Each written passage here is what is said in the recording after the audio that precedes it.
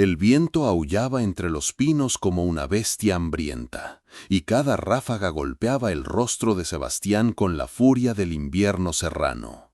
Sus botas se hundían en la nieve fresca mientras avanzaba por el sendero que conocía de memoria, el mismo que había recorrido miles de veces en los últimos 15 años. A los 42 ya no era el joven impetuoso que había llegado huyendo de la ciudad, sino un hombre curtido por la soledad y el silencio de las montañas de Durango. Su cabaña apareció entre la bruma como un refugio salvador. Las ventanas brillaban con la luz dorada del hogar, prometiendo calor después de horas cortando leña bajo la tormenta que se avecinaba. Sebastián se detuvo un momento para contemplar su hogar, sintiendo esa satisfacción profunda que solo da el trabajo honesto y la vida sencilla. Había construido todo aquello con sus propias manos, tabla por tabla, clavo por clavo, alejado del mundo que lo había traicionado tantos años atrás. Pero algo no estaba bien. Sus ojos, entrenados para detectar cualquier anomalía en su territorio, captaron una forma oscura acurrucada junto a la pila de leña. Al principio pensó que sería algún animal herido buscando refugio, pero cuando se acercó, su corazón se detuvo. Era un niño. Un niño de no más de 8 años, vestido con ropa inadecuada para el clima, tiritando de frío y prácticamente inconsciente. Su piel había adquirido ese tono azulado que Sebastián conocía demasiado bien, hipotermia avanzada. El pequeño apenas respiraba, y sus labios se habían vuelto casi violetas. «Dios mío», murmuró Sebastián, y sin pensarlo 2 veces lo alzó en brazos.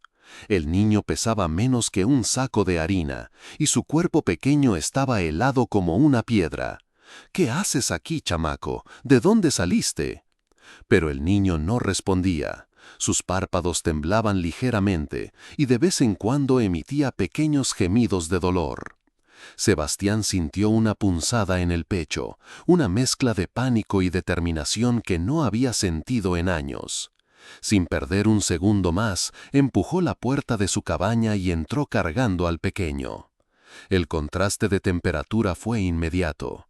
El calor de la chimenea envolvió a ambos, y Sebastián se dirigió directamente al sofá más cercano al fuego. Con movimientos expertos, comenzó a quitar la ropa mojada del niño, que estaba empapada y congelada. Cada prenda que retiraba revelaba más signos preocupantes. El pequeño estaba desnutrido, tenía moretones en los brazos y una cicatriz reciente en la frente. «¿Quién te hizo esto?», se preguntó Sebastián mientras lo envolvía en mantas gruesas de lana. Su mente comenzó a trabajar rápidamente, evaluando la situación. El niño no había llegado hasta ahí caminando solo. Era imposible. Su cabaña estaba a más de 20 kilómetros del pueblo más cercano, por caminos que incluso para un adulto experimentado resultaban peligrosos en invierno. Preparó té de manzanilla tibio y con paciencia infinita logró que el niño bebiera pequeños sorbos. Poco a poco, el color comenzó a regresar a su rostro y su respiración se estabilizó. Sebastián no se separó de él ni un momento, vigilando cada signo vital, cada movimiento, cada respiración. Cuando finalmente el niño abrió los ojos, Sebastián sintió un alivio profundo mezclado con algo más complejo. Los ojos del pequeño eran enormes, de un color café claro, pero estaban llenos de terror. En cuanto vio a Sebastián, intentó retroceder, pero estaba demasiado débil. «Tranquilo, mijo», le dijo Sebastián con la voz más suave que pudo. «No te voy a hacer daño, estás a salvo». El niño lo miró con desconfianza, pero había algo en la voz del hombre de la montaña que pareció calmarlo ligeramente. Sebastián se sentó a una distancia prudente, sin hacer movimientos bruscos.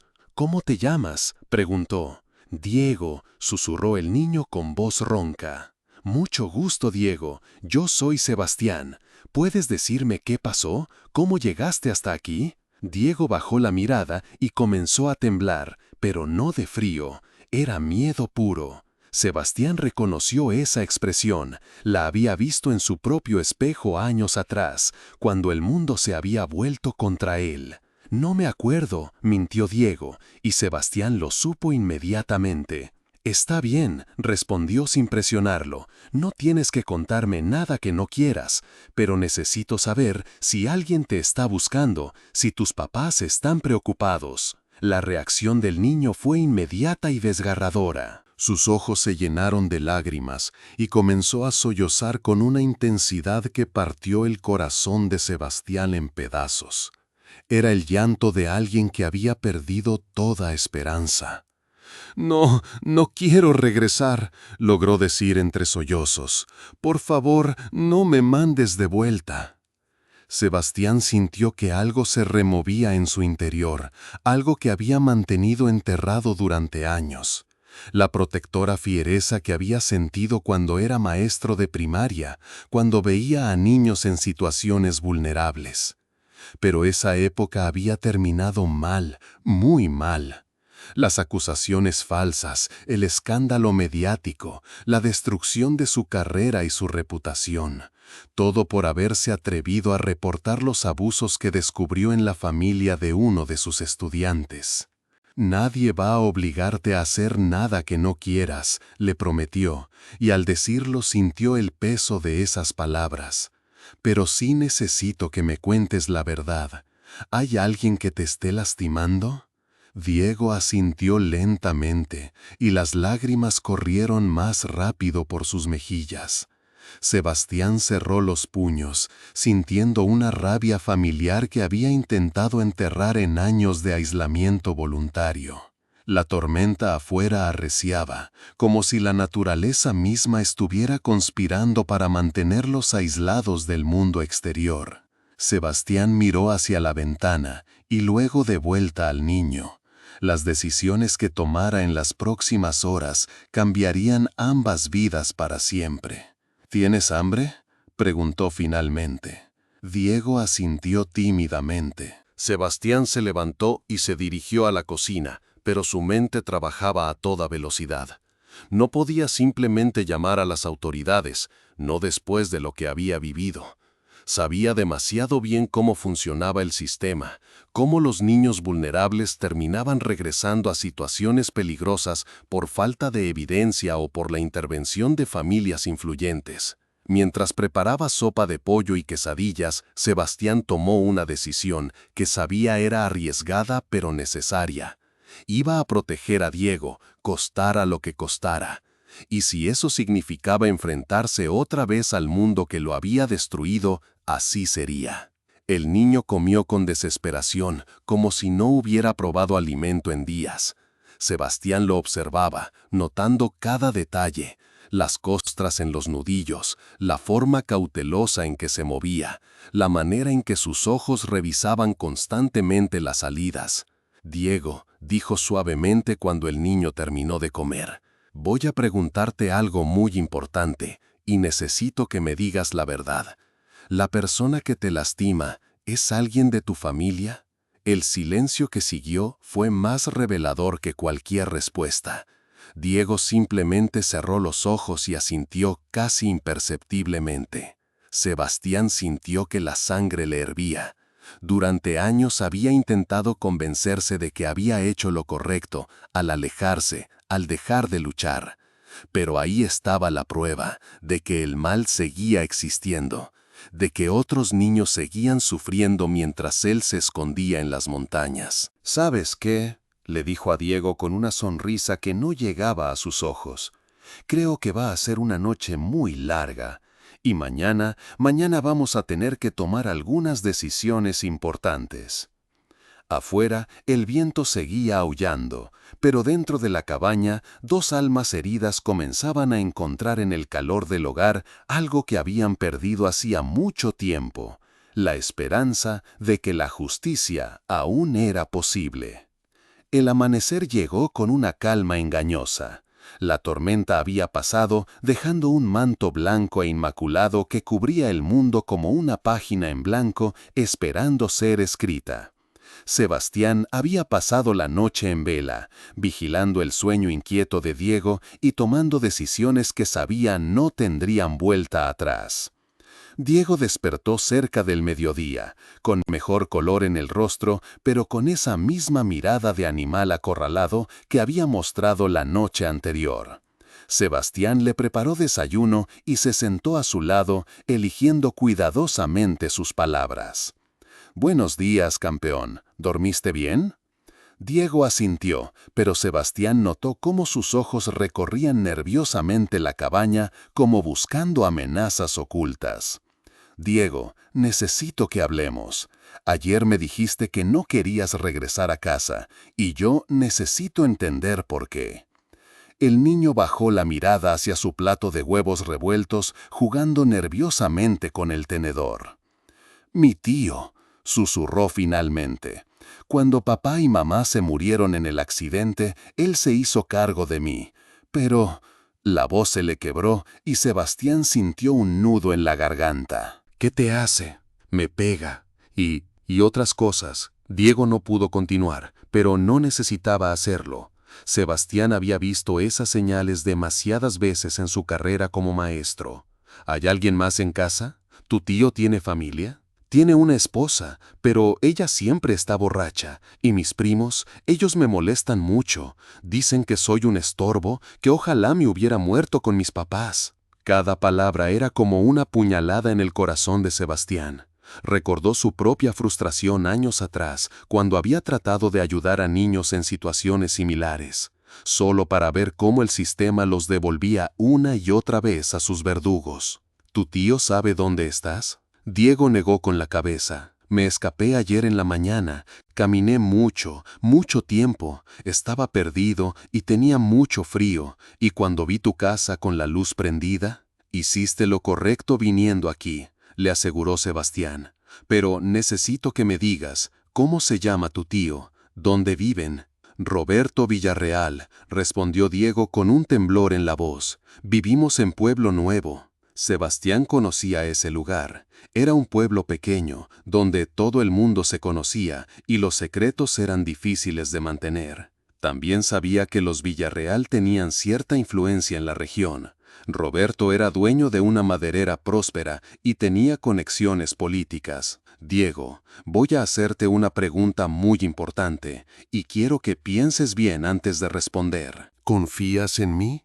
El niño lo miró a los ojos por primera vez, estudiando su rostro como si tratara de descifrar sus intenciones.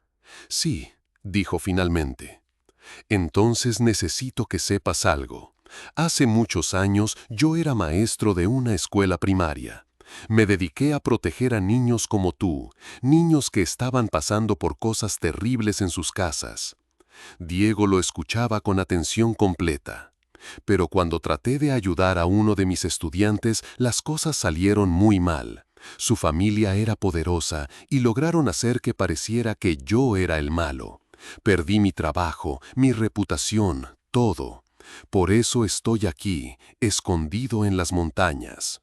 Sebastián hizo una pausa, viendo cómo Diego procesaba esta información. «Te cuento esto porque quiero que entiendas que ayudarte podría meterme en problemas muy serios. Pero también quiero que sepas que no me importa. No voy a permitir que regreses a una casa donde te lastiman». Los ojos de Diego se llenaron de lágrimas, pero esta vez no eran de miedo, sino de algo parecido a la esperanza. «¿De verdad me vas a ayudar?» «Te lo prometo, pero necesito tu ayuda también. Necesito que me cuentes todo lo que ha pasado, por más difícil que sea. Solo así podremos hacer que las cosas cambien». Durante las siguientes 2 horas, Diego le contó a Sebastián una historia que lo llenó de horror y determinación. Los golpes constantes, los insultos, las noches sin comida como castigo, los abusos que apenas podía articular con su vocabulario de 8 años. Pero también le contó sobre otros niños en el pueblo que pasaban por situaciones similares, sobre adultos que sabían pero no hacían nada, sobre un sistema que protegía a los poderosos y abandonaba a los vulnerables. Sebastián tomó notas mentales de cada detalle, cada nombre, cada situación. Su mente analítica, la misma que había hecho de él un excelente educador, comenzó a trabajar en un plan. Diego, voy a necesitar que seas muy valiente, más valiente de lo que has sido hasta ahora. ¿Qué vamos a hacer?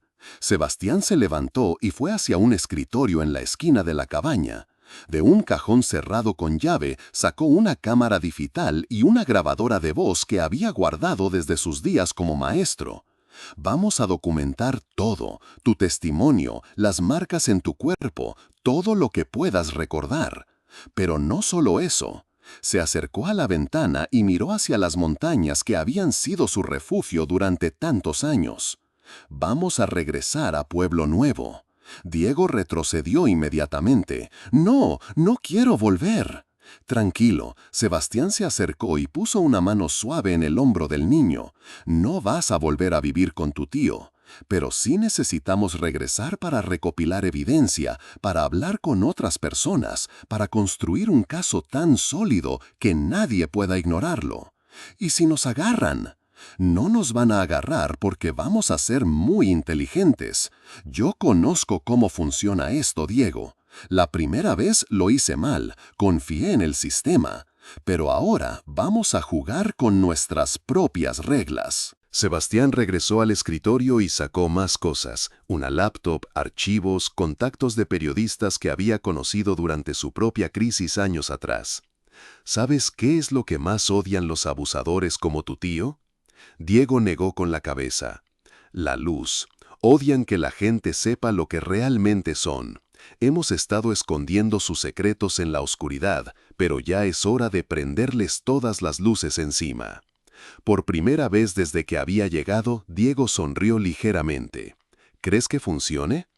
Estoy seguro, respondió Sebastián, aunque por dentro sentía la familiar mezcla de esperanza y terror que había experimentado años atrás. Pero necesito que entiendas que, una vez que empecemos, no habrá vuelta atrás. Van a tratar de hacernos quedar mal, van a decir mentiras sobre nosotros, van a usar todo su poder para protegerse. Entonces, ¿por qué lo hacemos?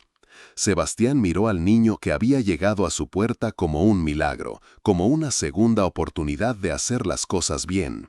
Porque es lo correcto, y porque hay otros niños como tú que necesitan que alguien sea lo suficientemente valiente para enfrentar a los monstruos.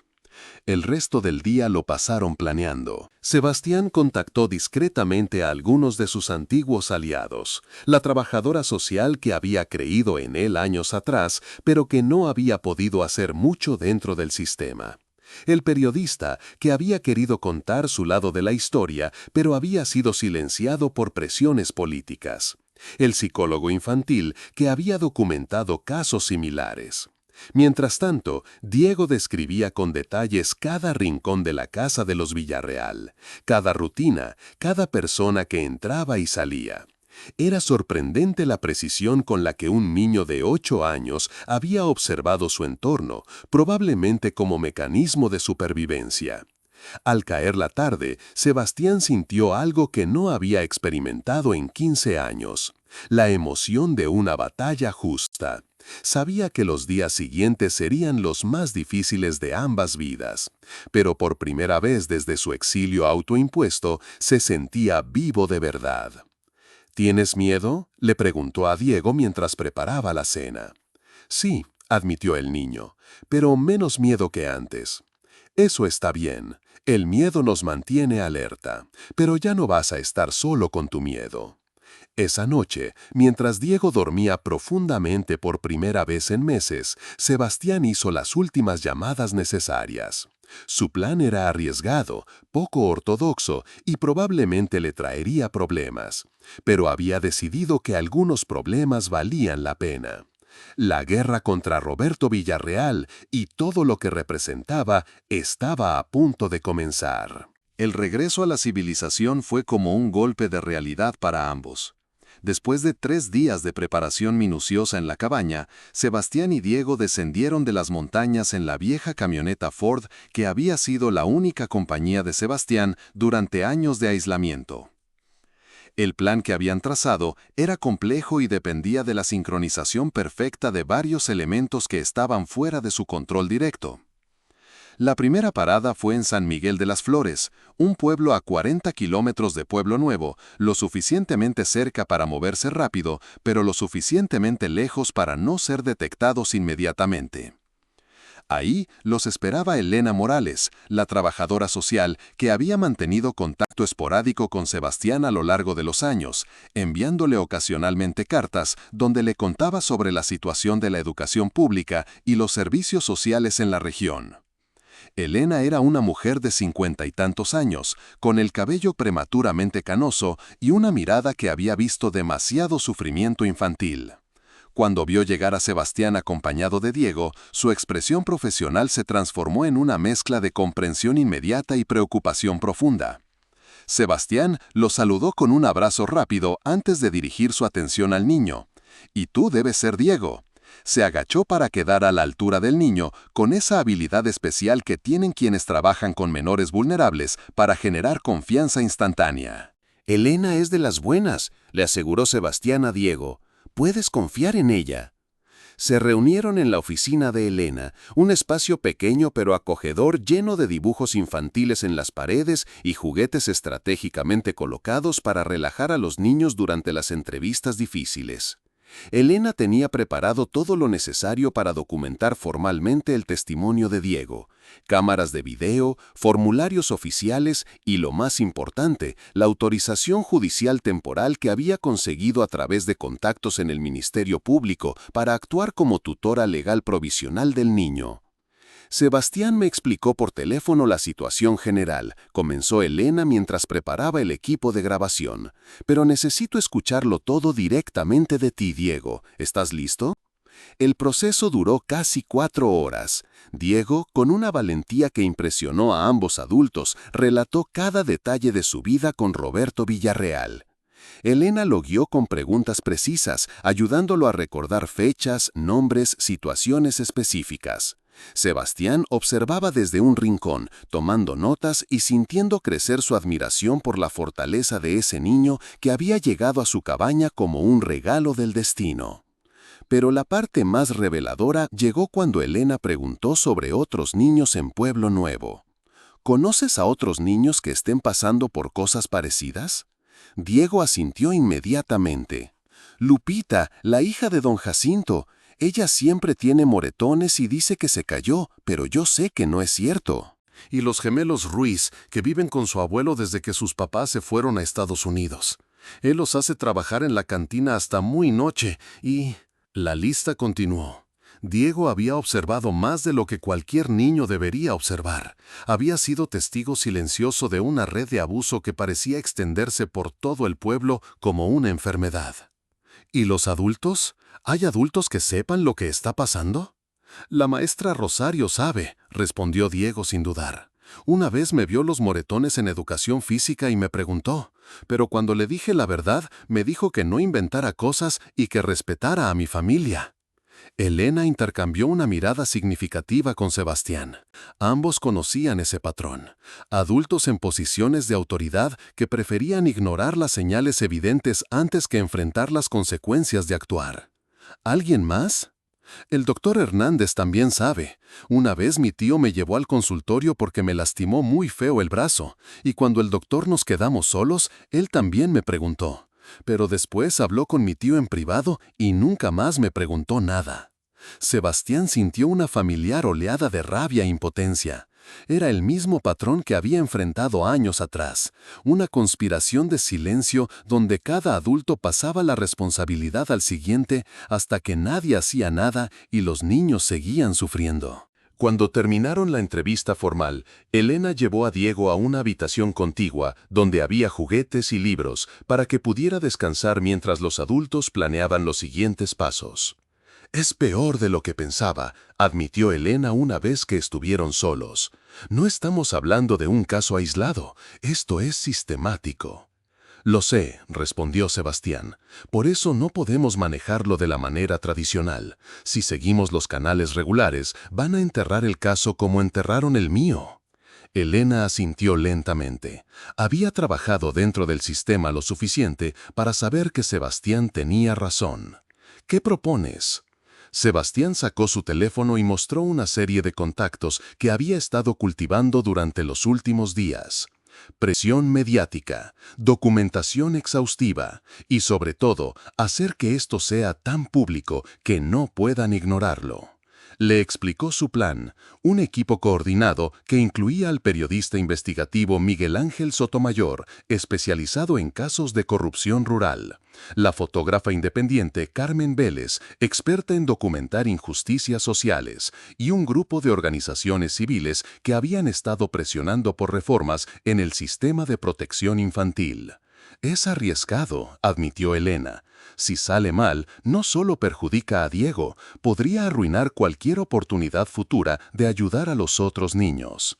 Y si no hacemos nada, todos esos niños van a seguir sufriendo hasta que sea demasiado tarde. Elena miró hacia la habitación donde Diego estaba hojeando un libro de cuentos, finalmente relajado por primera vez desde que había llegado. ¿Cuándo empezamos? Mañana, respondió Sebastián. Miguel Ángel llega esta noche. Carmen estará aquí mañana temprano con su equipo. Y tú vas a ser nuestra conexión oficial con las autoridades competentes. Esa noche se hospedaron en un pequeño hotel en San Miguel de las Flores. Diego durmió profundamente, agotado por el día emocional. Pero Sebastián se quedó despierto revisando documentos, haciendo llamadas, coordinando los detalles finales de lo que sabía sería la operación más importante de su vida. A las 3 de la mañana recibió una llamada que lo puso alerta inmediatamente. «Sebastián, soy Elena, tenemos un problema». «¿Qué pasó?» «Acabo de recibir una llamada del comandante de la policía local. Roberto Villarreal reportó oficialmente la desaparición de Diego hace 2 horas. Ya hay una búsqueda en marcha y tienen la descripción de tu camioneta». Sebastián sintió que se le helaba la sangre. Era lo que había temido, que Villarreal se adelantara y tomara el control de la narrativa. ¿Qué más dijo? Que el niño fue secuestrado por un hombre que vive en las montañas, que tiene antecedentes de problemas con menores. La última frase golpeó a Sebastián como un puñetazo. Villarreal había hecho su tarea, sabía exactamente quién era y cómo usar su pasado en su contra. «Elena, necesitamos acelerar todo, no podemos esperar hasta mañana». «Sebastián, piensa bien lo que vas a hacer. Si te encuentran con Diego antes de que tengamos todo documentado oficialmente, van a decir que soy un secuestrador y un abusador, lo sé». Sebastián miró hacia la cama donde Diego dormía, ajeno al drama que se desarrollaba a su alrededor. «Pero si no actuamos ahora, van a regresar a ese niño al infierno del que acaba de salir». Sebastián tomó una decisión que sabía cambiaría todo. En lugar de huir o esconderse, iban a hacer exactamente lo opuesto. «Elena, llama a Miguel Ángel, dile que venga ahora, esta madrugada. Vamos a entregarle toda la historia antes de que amanezca». «¿Estás seguro?» «Completamente. Es hora de que Roberto Villarreal descubra lo que pasa cuando alguien decide pelear en serio». La redacción del periódico El Eco Regional se transformó en un centro de operaciones durante las primeras horas del amanecer. Miguel Ángel Sotomayor, un periodista de investigación con 20 años de experiencia destapando escándalos de corrupción política y social, había llegado con su equipo a las 4 de la mañana, listo para la historia que Sebastián le había prometido por teléfono. Diego despertó confundido por el movimiento y los preparativos, pero Sebastián le explicó con calma lo que estaba sucediendo. «¿Recuerdas que te dije que los abusadores odian la luz? Bueno, estamos a punto de prenderles todas las luces que podamos». El equipo de Miguel Ángel era profesional y eficiente. Carmen Vélez, la fotógrafa, documentó meticulosamente las marcas en el cuerpo de Diego con el tipo de evidencia fotográfica que sería irrefutable en cualquier tribunal. Miguel Ángel, mientras tanto, grabó una entrevista exhaustiva donde Diego repitió su testimonio, esta vez con la confianza que da saber que finalmente hay adultos dispuestos a escuchar y actuar. Pero lo más impresionante fue cuando Elena trajo consigo a la doctora Patricia Salinas, una psicóloga forense especializada en trauma infantil, quien en 2 horas de trabajo con Diego logró establecer un perfil psicológico completo que confirmaba no solo el abuso físico, sino también el emocional y sexual que el niño había sufrido. Este niño ha desarrollado mecanismos de supervivencia típicos de víctimas de abuso crónico, explicó la doctora Salinas mientras revisaba sus notas. La hipervigilancia, la capacidad de observar detalles del comportamiento adulto, la forma en que minimiza su propio dolor, todo es consistente con lo que está reportando. Mientras trabajaban con Diego, Sebastián colaboraba directamente con Miguel Ángel en la construcción del artículo periodístico que se publicaría esa misma tarde. Pero no sería solo un artículo, sería una investigación completa que expondría no solo el caso de Diego, sino toda la red de negligencia y encubrimiento que había permitido que la situación llegara a ese punto. «Necesitamos ir a Pueblo Nuevo», anunció Miguel Ángel cerca del mediodía. Tengo que hablar con testigos, tomar fotografías, conseguir declaraciones. Es peligroso, advirtió Elena. Roberto Villarreal ya movilizó a la policía local. Si nos ven llegar. Precisamente por eso tenemos que ir, respondió Miguel Ángel con la determinación del periodista experimentado. Si nos escondemos, validamos su versión de los hechos. Si vamos de frente, con cámaras y grabadoras, les quitamos la oportunidad de controlar la narrativa. Sebastián sabía que ese era el momento crítico. Durante años había evitado exactamente esa situación, el enfrentamiento directo con el poder establecido. Pero mirando a Diego, quien había recuperado color en las mejillas y hasta había sonreído varias veces durante la mañana, supo que no había otra opción. Vamos, decidió, pero vamos preparados para todo. Tentar nuevamente CR. Continuar. El convoy que se dirigía hacia Pueblo Nuevo parecía una pequeña expedición militar. 3 vehículos, la camioneta de Sebastián, el auto de Elena con equipo legal y médico y la van de Miguel Ángel equipada con cámaras profesionales y equipo de transmisión en vivo. Habían decidido que la mejor defensa sería la transparencia total. Transmitirían todo en tiempo real a través de las redes sociales del periódico. Diego iba en el asiento del copiloto, junto a Sebastián, más callado de lo usual, pero con una determinación nueva en sus ojos. Durante el viaje, señaló varios puntos de referencia que le traían recuerdos, algunos buenos, muchos terribles. Ahí es donde mi tío me hizo caminar descalzo en la nieve cuando se me perdió una de sus herramientas, señaló hacia un campo abierto. Y ahí, apuntó hacia una casa pequeña, vive Lupita. Ella es la que siempre tiene moretones. Cada señalamiento era una pieza más del rompecabezas que Miguel Ángel estaba armando para su reportaje. Carmen documentaba todo con su cámara, creando un mapa visual del sufrimiento que había estado oculto en ese pueblo aparentemente tranquilo. Cuando entraron a Pueblo Nuevo, la tensión se palpaba en el aire. Era evidente que los habitantes ya sabían de su llegada. Grupos de personas se asomaban por las ventanas, algunos con curiosidad, otros con hostilidad evidente. En la plaza principal, Sebastián notó varios vehículos de la policía local y reconoció inmediatamente la camioneta blindada de Roberto Villarreal estacionada frente a la presidencia municipal. «Ahí está», murmuró Diego, encogiéndose ligeramente en su asiento. Sebastián siguió la mirada del niño y vio a Roberto Villarreal por primera vez.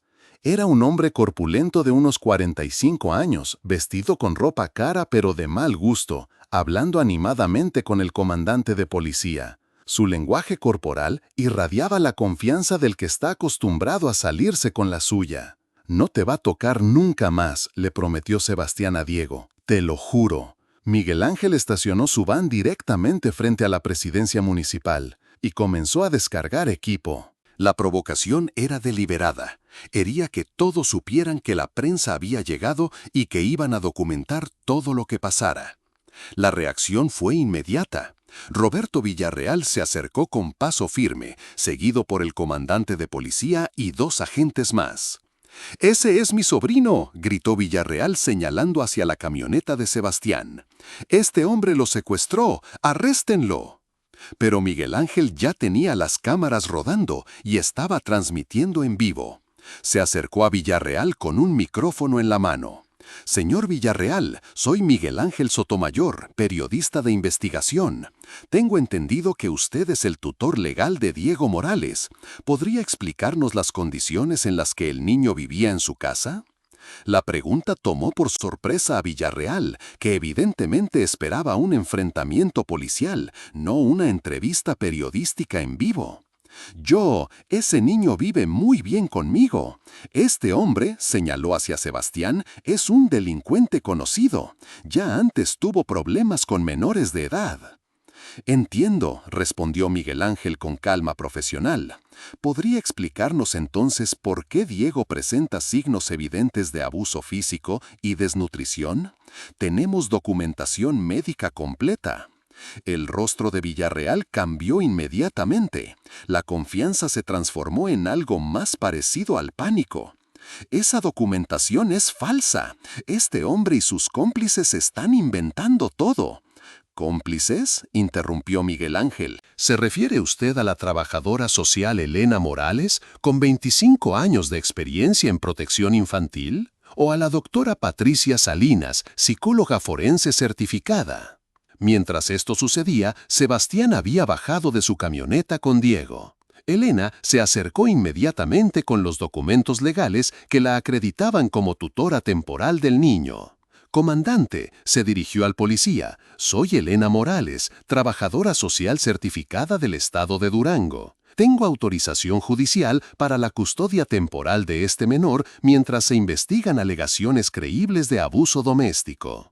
El comandante, evidentemente incómodo con la situación que se había salido de control, revisó los documentos con cuidado. Sebastián pudo ver el momento exacto en que se dio cuenta de que la situación legal era mucho más compleja de lo que Villarreal le había hecho creer. «Estos documentos parecen estar en orden», admitió a regañadientes.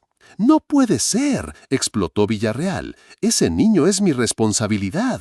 No pueden quitármelo así». Fue entonces cuando Diego hizo algo que nadie esperaba. Se soltó de la mano de Sebastián y caminó directamente hacia las cámaras de Miguel Ángel. «Mi nombre es Diego Morales», dijo con voz clara, mirando directamente a la cámara. «Tengo 8 años. Mi tío Roberto me pega, me da hambre y me hace cosas que no debo decir en televisión. Ya no quiero vivir con él porque tengo miedo de que me mate». El silencio que siguió fue absoluto. Incluso Villarreal se quedó sin palabras, procesando el hecho de que su víctima acababa de acusarlo públicamente en una transmisión en vivo. Pero lo que pasó después fue lo que realmente cambió todo. Una mujer se acercó desde la multitud que se había reunido para observar el espectáculo. Era joven, tal vez de 25 años, y llevaba de la mano a una niña de unos 6 años. «Diego dice la verdad», declaró con voz temblorosa pero firme. «Yo soy Marisol y esta es mi hija Lupita. Roberto Villarreal también nos ha lastimado». La niña que acompañaba a Marisol era evidentemente la Lupita de la que Diego había hablado. Su rostro pequeño estaba marcado por la misma expresión de miedo que Diego había tenido al llegar a la cabaña. Miguel Ángel inmediatamente dirigió su cámara hacia ellas. «¿Puede contarnos qué pasó?». «Roberto, él viene a mi casa cuando mi esposo está trabajando. Dice que si no hago lo que él quiere, va a hacer que nos corran del pueblo, que su familia es poderosa y nosotros no somos nadie». Villarreal intentó interrumpir. «Esa mujer está loca, está inventando». Pero ya era demasiado tarde.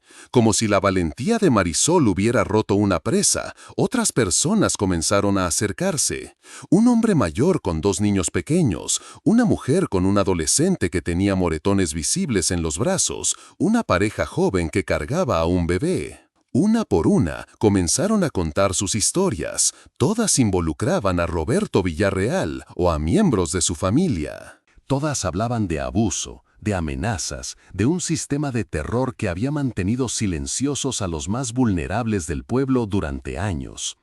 Sebastián observaba con una mezcla de asombro y horror. En sus peores pesadillas no había imaginado que la situación fuera tan extensa. No era solo Diego, era todo un pueblo viviendo bajo el yugo de una familia que había usado su poder económico y político para crear su propio reino de impunidad. Elena trabajaba rápidamente, documentando cada testimonio, tomando nombres, organizando la evidencia legal que se acumulaba por minutos. Carmen fotografiaba todo, creando un registro visual que sería imposible de negar. Y Miguel Ángel narró todo en vivo, convirtiendo lo que había comenzado como la historia de un niño abusado en la exposición de una red de corrupción y abuso que había operado en las sombras durante años. Roberto Villarreal, viendo cómo su mundo se desmoronaba en tiempo real frente a cámaras de televisión, hizo lo único que sabía hacer cuando se sentía acorralado. Recurrió a la violencia. ¡Basta!, rugió, y se abalanzó hacia Miguel Ángel tratando de quitarle la cámara. Pero Sebastián había estado esperando exactamente esa reacción. 15 años de aislamiento en las montañas no habían disminuido sus reflejos, y interceptó a Villarreal antes de que pudiera tocar al periodista. «Aléjate», le advirtió, con una calma que era más amenazante que cualquier grito.